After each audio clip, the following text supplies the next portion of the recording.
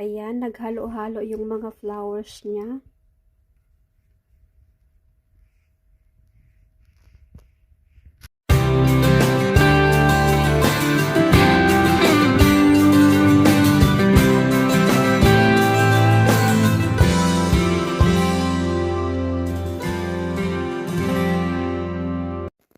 Hello everyone, i-flex ko lang itong bucket hat na malapit ng matapos. Ito ay pink.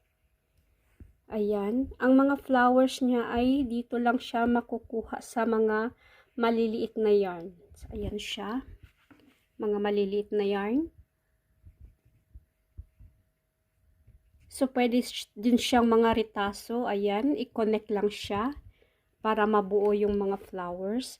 So, ang mga malalaki naman ay dito mo siya makukuha. Kasi yung mga maliliit hindi siya kaya na gawing bucket hat. Yung mga flowers lang yung kaya sa mga maliliit na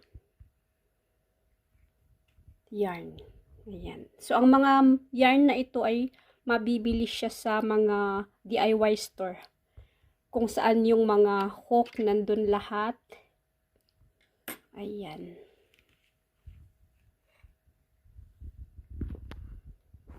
Malapit na siyang matapos.